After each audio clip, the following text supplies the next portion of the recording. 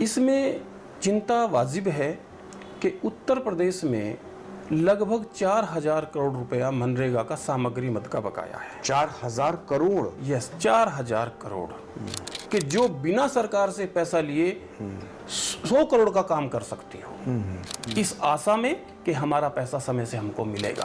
गांव में और कई तरह की चिंताएं हैं, लेकिन चलते चलते हम वहां तक पहुंचे हैं कि प्रधान जी को भूसा भी प्रधान जी को लेकर आना है। तो मुझे लगता है कि ये गोवंश संरक्षण के लिए बहुत ही कठिन समय होगा। प्रधानी का चुनाव व्यक्ति नहीं लड़ता है, उसकी 3 पीढ़ियां लड़ती हैं। बिल्कुल। हम गलत काम करेंगे तो शायद भविष्य में परिवार का कोई व्यक्ति जीतने की तो बात छोड़िए, लड़ने की हिम्मत नहीं करेगा। गांव में काम अच्छे से होना चाहिए और हमारे प्रधान कर रहे हैं। ललित शर्मा जी का ये आह्वान भी है, लेकिन एक बात और आती है, वो ये, चूंकि आपका संगठन और आप इधर जिलों जिलों में जा रहे हैं, प्रधानों ने तमाम चिंताएं आपके माध्यम से जताई होगी। तमाम चिंताएं बंद कमरों में करते हैं, क्योंकि प्रधान एक ऐसी कड़ी होती है कि खुलकर भी नहीं बात कर पाती है। कई बार हमने प्रयास किया कैमरे पर बहुत सारी बातों को लेकर, लेकिन प्रधान डरता भी है। तो मेरा कहने का आशय ये है कि अगर कहीं गुंजाइश बचती है, चुनाव नहीं हो पाते हैं और प्रशासक नियुक्त होते हैं, तो प्रधानों के सामने वो कौन कौन सी कठिन चिंताएं हैं। एक तो मनरेगा को लेकर के बड़ी चिंता है। सभी जानते हैं कि मनरेगा पर जो कार्य होता है वो प्रधान उधारी के तौर पर कार्य करा देता है और ये उम्मीद करता है केंद्र और प्रदेश से जो पैसा आता है वो जो है उस पर खर्च करे। अब करोड़ों रुपए की जब बकायेदारी हो जाती है तो, और ऐसे में मान लीजिए उसको प्रधान भी ना अगली बार बन पाए, तो ये पैसा कैसे खर्च, कहां से लाएगा वो, ये चिंता है क्या? देखिए, ये चिंता स्वाभाविक है। आज मैं लगातार 5वें जनपद में हूँ जी। देवी पाटन के गोंडा डिस्ट्रिक्ट, श्रावस्ती डिस्ट्रिक्ट, कल पंचायती राज दिवस का बहुत शुभ अवसर था। उस पर एक कार्यक्रम बहराइच में आयोजित हुआ। आज लखीमपुर में प्रधान साथियों के साथ बात हुई है। इसमें चिंता वाजिब है कि उत्तर प्रदेश में लगभग 4,000 करोड़ रुपया मनरेगा का सामग्री मद का बकाया है। 4,000 करोड़? यस, 4,000 करोड़। आप मुझे इस पूरे प्रदेश के सभी विभागों को जोड़कर एक ऐसी संस्था का नाम बताइए कि जो बिना सरकार से पैसा लिए 100 करोड़ का काम कर सकती हो। वो पंचायती राज की संस्थाएं हैं जो 4,000 करोड़ रुपए का उधार सामान लाकर गांव के लोगों के जीवन को सरल बनाने के लिए काम कर लेती है, इस आशा में कि हमारा पैसा समय से हमको मिलेगा। लेकिन 2022-23, 2023-24, 2024-25 चलते चलते आज हम यहाँ तक पहुँच गए हैं कि हमारा जो देनदारियाँ हैं वो लगभग 4,000 करोड़ की, मैं लगभग बोल रहा हूँ, हो सकता है 4,200 करोड़ हो सकती है। और ये 57,000 ग्राम पंचायतों जी हाँ, का लगभग होगा। लगभग। अच्छा, 4,000 करोड़ रुपया अभी भारत सरकार ने, मेरी जानकारी में मुझे शासन के कुछ वरिष्ठ अधिकारियों ने बताया है कि 1,200 करोड़ रुपया हम लोगों को प्राप्त हो चुका है। अच्छा। जब भारत सरकार में बात होती है तो एक नियम है कि जब हम मजदूरी करते हैं तो पैसा भारत सरकार कितना देती है, राज्य सरकार कितना देती है। जी, जी। जब हम मटेरियल खरीदते हैं तो राज्य सरकार कितना देती है और केंद्र सरकार कितना देती है। तो भारत सरकार लगातार समय समय पर अपना पैसा रिलीज करती रहती है। उसने अंतिम किस्त के रूप में विगत वित्तीय वर्ष में 1,200 करोड़ रुपए रिलीज कर दिया है।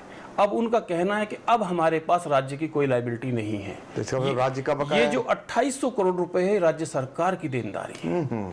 तो मैं इस समय एक अनुरोध लगातार कर रहा हूँ, माननीय मंत्री जी, उप मुख्यमंत्री जी विभाग को देखते हैं और माननीय मुख्यमंत्री जी इस चीज़ को संज्ञान में लेंगे कि पंचायतों का कार्यकाल समाप्ति से पूर्व ये समस्त भुगतान यदि हो जाएंगे तो बहुत अच्छा होगा। गांव में और कई तरह की चिंताएं हैं। मैं पहली चिंता की जरा बता दूं दर्शकों को, चूंकि उत्तर प्रदेश में 57,000 से भी ज्यादा ग्राम पंचायतें हैं, परसीमन के बाद कुछ कम हुई हैं, लेकिन 57,400 के आसपास इन ग्राम पंचायतों में ज्यादातर ग्राम पंचायतों का आप सोचिए मनरेगा के तहत बकायेदारी है, यानी 4,000 करोड़ रुपया। ये उधारी है उन प्रधानों पर जो आसपास के दुकानदारों से सामग्री उधार लेकर के मनरेगा के तहत काम कराया है। अब ये पैसा जो केंद्र सरकार से आना था वो 1,200 करोड़ रुपए आ चुका है। बकाया जो पैसा 2800 करोड़ रुपए है वो राज्य सरकार को देना है, और वो पैसा यदि इन प्रधानों के हाथ नहीं लगेगा तो इसकी जवाबदेही किसकी होगी, यानी इसकी भरपाई कौन करेगा, ये भी चिंता प्रधानों को सताए जा रही। ये तो एक समस्या हो गई। अब दूसरी समस्या, जो सबसे बड़ी समस्या जिसको लेकर के उत्तर प्रदेश के मुख्यमंत्री योगी आदित्यनाथ सबसे ज्यादा संवेदनशील दिखाई देते हैं, वो गौशालाओं का संचालन है। और वो अपने आप में जो पशु हैं उनके लिए एक काम करना और प्रधानों पर इतनी बड़ी लायबिलिटी रखना, वो एक चिंता जो है ग्राम प्रधानों की, वो इस बात को लेकर है कि अन्य विभागों को आपके साथ लगाया तो गया है, लेकिन वो उतनी शिद्दत से उनकी जिम्मेदारियां ना वो निभाते हैं और ना उनको जिम्मेदारियां सौंपी गई हैं। उसमें चाहे राजस्व विभाग ले लें, चाहे पशुपालन विभाग ले लें, तो गौशालाओं के संचालन की भी उधारी चलती है। ये चिंता है प्रधानों में।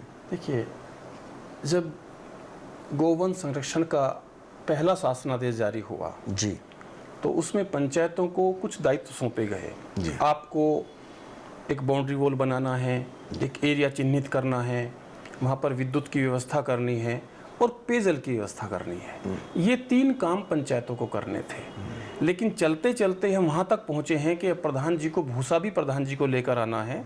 अगर बीमारी से किसी पशु की मृत्यु हो जाती है तो 4 मजदूरों को लगाकर गड्ढा खुदवाकर उसको सही तरह से दफनाना भी ये पंचायतों के जिम्मे चला गया है। आज प्रदेश में अनेक हजारों हजार गोवंश संरक्षण केंद्र चल रहे हैं। प्रधान कहाँ से चारा लाता है, कहाँ से उधारी लेकर आता है। जब ये प्रशासक नियुक्त होंगे और प्रधान उस जिम्मेदारी से मुक्त हो जाएंगे, 2 दिन 4 दिन 10 दिन 15 दिन चला लेना बहुत आसान है। लेकिन जैसा भी लग रहा है कि चुनाव थोड़ा दूर है, लोग कह रहे हैं, तो मुझे लगता है कि ये गोवंश संरक्षण के लिए बहुत ही कठिन समय होगा।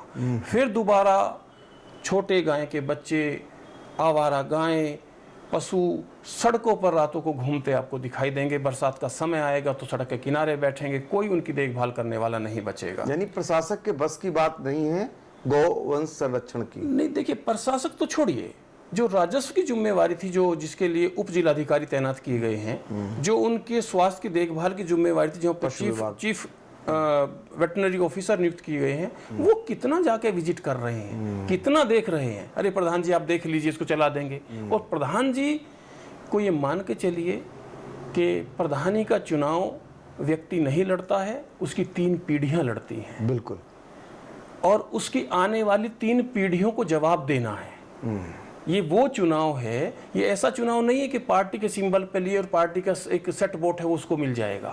वो सेवा करता है, गांव में उसका व्यवहार अच्छा है, लोग उसको मानते हैं, इसलिए वो चुनाव जीतता है।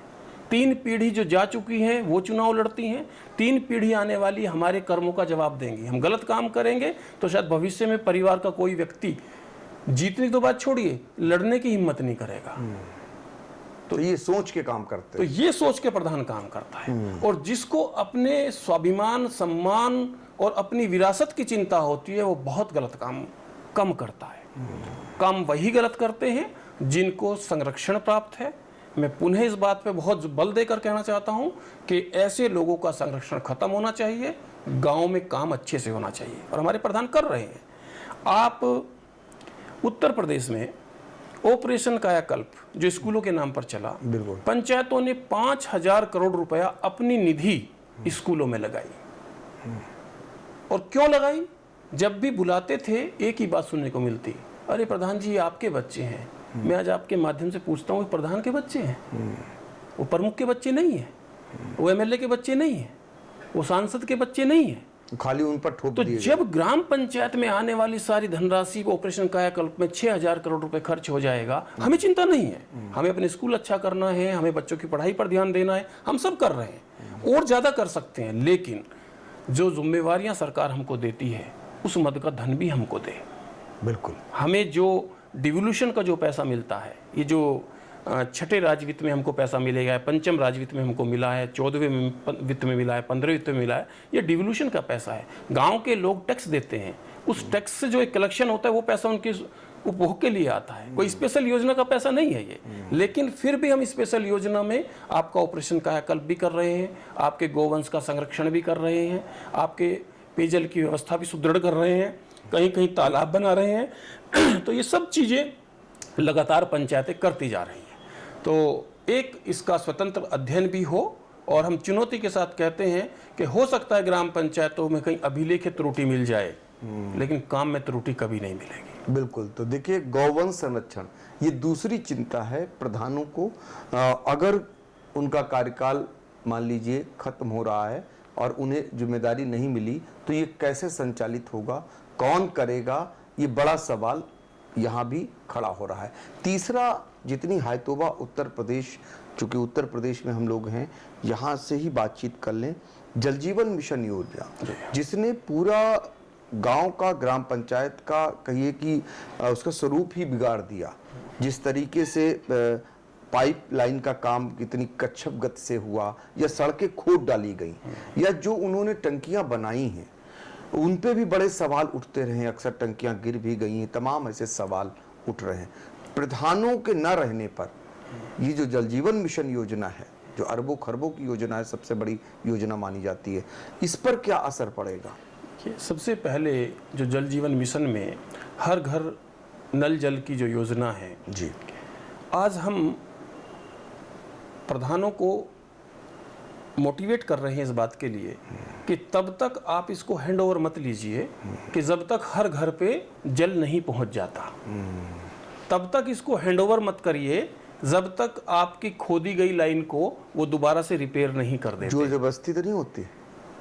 नहीं, जबरदस्त कुछ नहीं, प्यार से बातें सब चल रही हैं। नहीं, आप नहीं, उधर से तो नहीं होती? देख, उधर से बहुत जोर जबरदस्ती होती है जी। और मैं, अगर मुख्यमंत्री जी कहीं एक स्वतंत्र अध्ययन करा लें, थर्ड पार्टी असेसमेंट करा लें, तो हमारे डिस्ट्रिक्ट लेवल के ऑफिसरों ने हाथ उठा के ये कहा है कि भैया हम किसी दूसरे मद से इसको ठीक करा देंगे, हम उनके ऊपर दबाव नहीं डाल सकते। जल जीवन मिशन योजना के, जल जीवन योजना में लगे हुए ठेकेदारों के ऊपर। तो क्या बहुत पावरफुल है? ऐसा लगता है जी। प्रधानों की बात को हजारों बार अनसुना किया गया है। बिजनौर में लोगों को धरना देना पड़ा, मेरठ में लोगों को धरना देना पड़ा, बागपत में लोगों ने धरना दिया इसी बात को लेकर। नहीं, ये तो प्रधानों की बात हो गई। जब जिले के अफसर हाथ खड़े कर रहे हैं तो जरूर। लेकिन जी, प्रधानों ने फिर भी जबरदस्ती उनको रोका, उनसे काम कराया।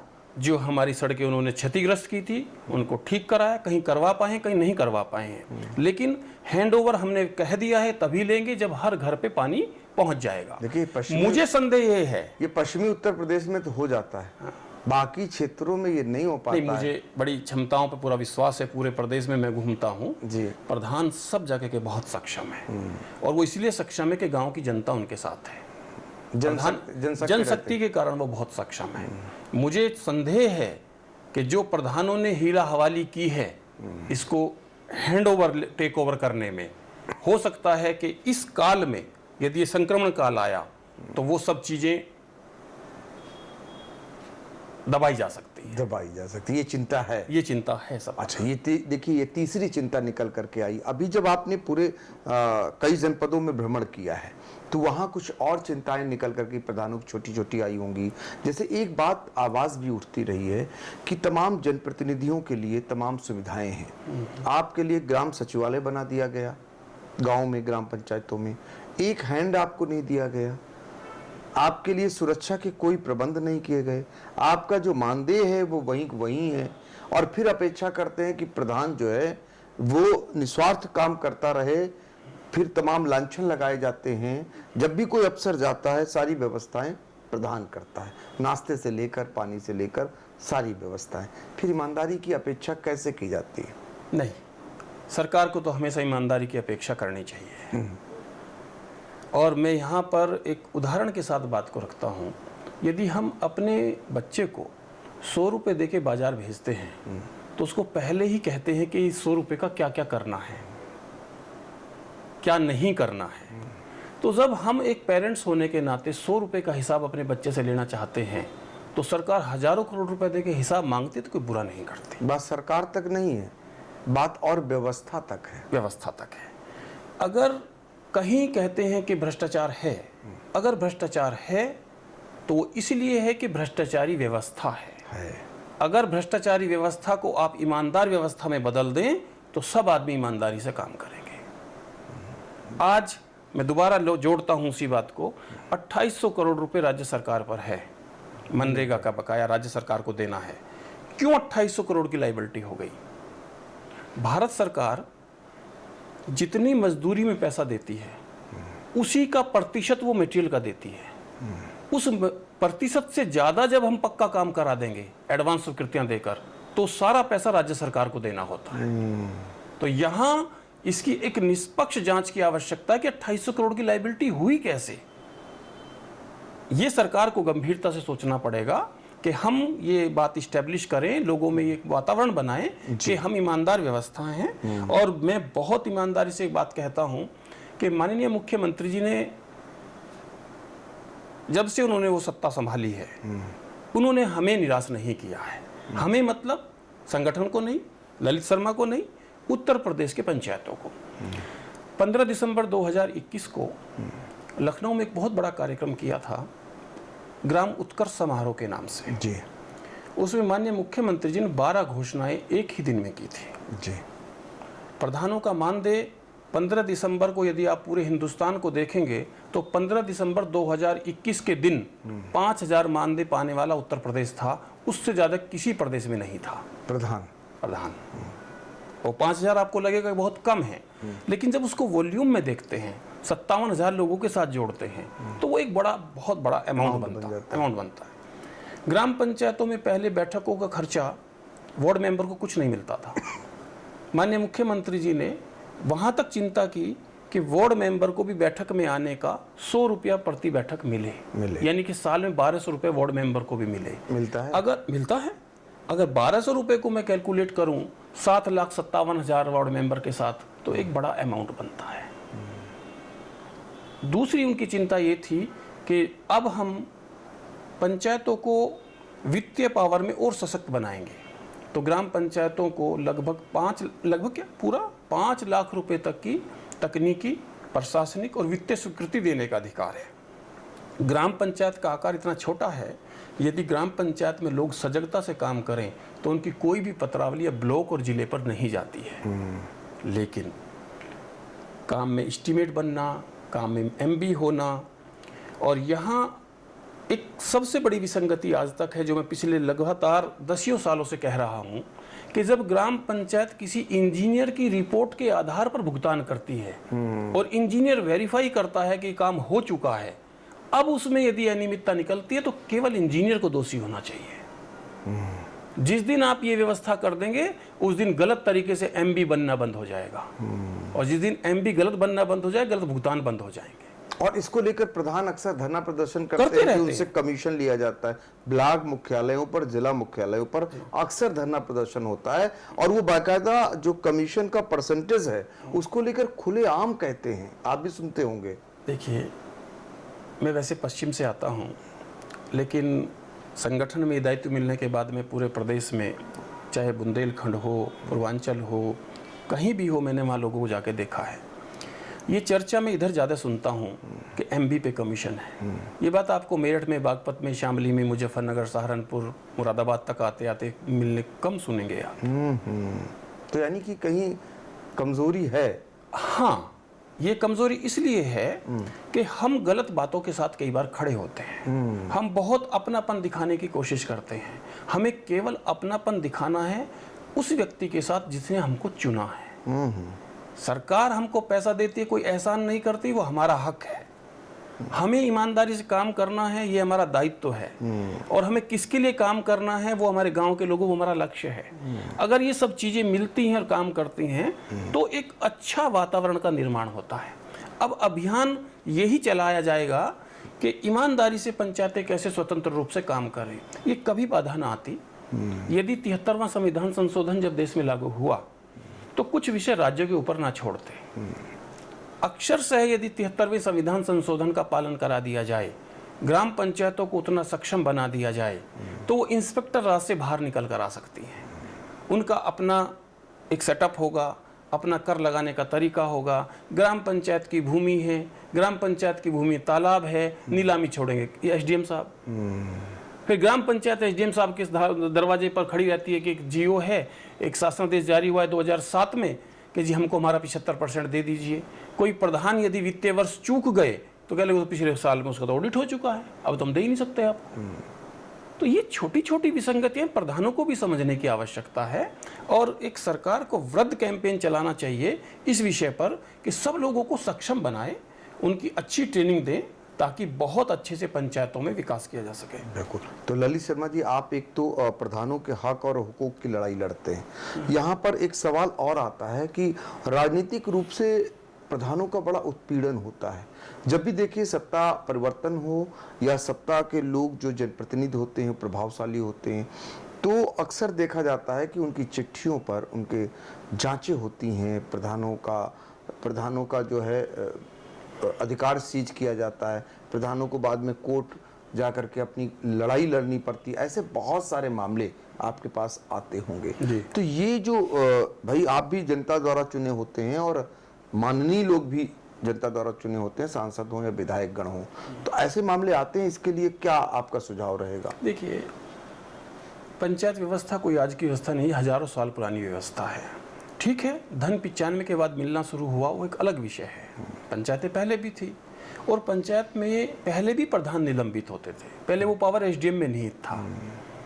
लेकिन आपको आश्चर्य हुआ जानकर 1997 से पहले पंचायतों की कोई जांच नियमावली नहीं थी। जब जांच नियमावली नहीं थी तो एसडीएम कैसे सस्पेंड करता था? मैं सोच के चिंतित होता हूं आज कि पहली नियमावली जांच 1997 में बनी, तो 88 में, 82 में, 84 में अगर प्रधानों को निलंबित किया गया होगा एसडीएम द्वारा, तो कौन सी नियमावली में किया गया होगा? तो पद का दुरुपयोग कहिए। तो ये हमेशा होता रहा है।